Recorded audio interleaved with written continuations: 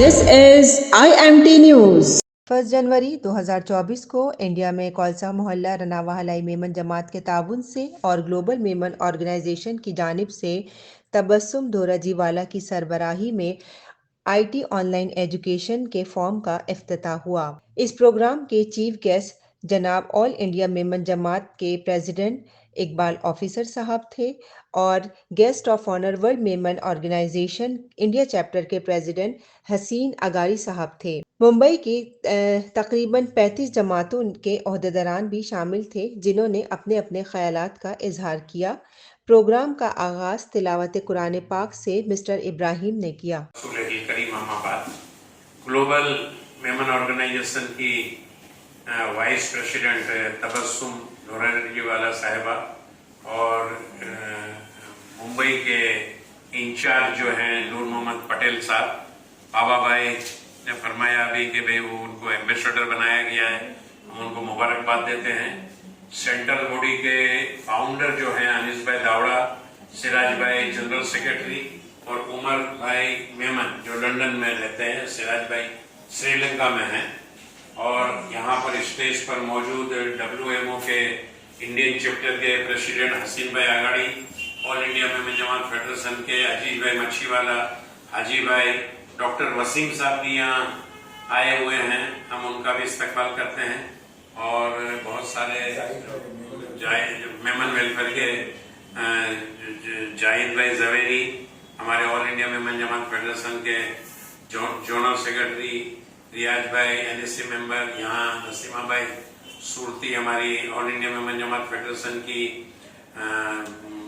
Marriage bureau की chairperson और हमारी बहन आपा मिसेस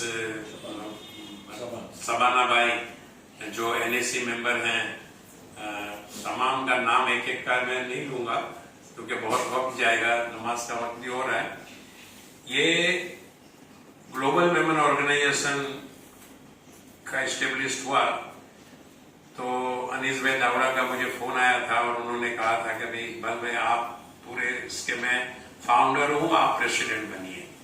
मगर मेरी मजबूरी थी क्योंकि मैं ऑल इंडिया मेमन जमात फेडरेशन खुद छोड़ने का डिक्लेयर किया था और उसमें अगर मैं यहाँ का प्रेसिडेंट बनूं, सेंट्रल बॉडी का इतनी बड़ी जिम्मेदारी में उठा भी नहीं पाता तो मैं माजरत जाहिर की थी। उसके बाद यहाँ तबस्सुम भाई को इंचार्ज बनाया गया।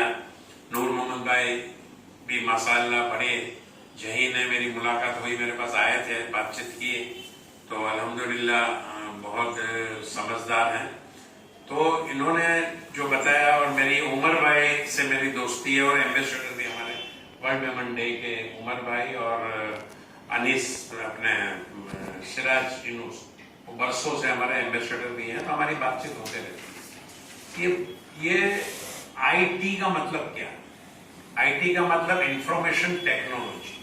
आज पूरी दुनिया में इंफॉर्मेशन टेक्नोलॉजी बढ़ती जा रही है और पूरी दुनिया इसके साथ जुड़ रही है। पूरी दुनिया इसके बगैर आज से 5 साल के बाद इसके बगैर तो हम जी नहीं सकेंगे।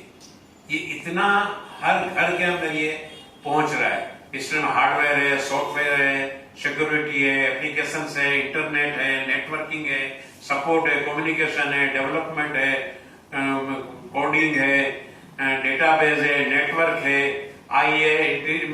अभी निकला है नया आपको मालूम है आर्टिफिशियल इंटेलिजेंस, क्या कमाल की चीज है, एंड्रॉइड है, डिजिटल कोड है, तो ये सारी चीजें, हाँ स्टोरेज इन वेबसाइट, ये सारी चीजें हैं। और आज education, online class, business online class, health, internet, movie, animation, VFX, online payment, online advertisement, ये सारी चीजें जो टेलीकम्युनिकेशन, ये सारी जो है वो IT के थ्रू हो रहा है। इसका 3 कोर्स मेन इसके अंदर है। एक तो ये मेन कोर्स है डिग्री कोर्स जो 12वीं के बाद 3 से 4 साल का कोर्स है। इसमें BSc hardware and networking, BTech और BCA डिप्लोमा कोर्स जो होता है वो 10वीं पास के बाद होता है। वो होता है जो उसके अंदर 2 साल का कोर्स होता है, वेब डिजाइनिंग और ग्राफिक वगैरह उसके अंदर होता है।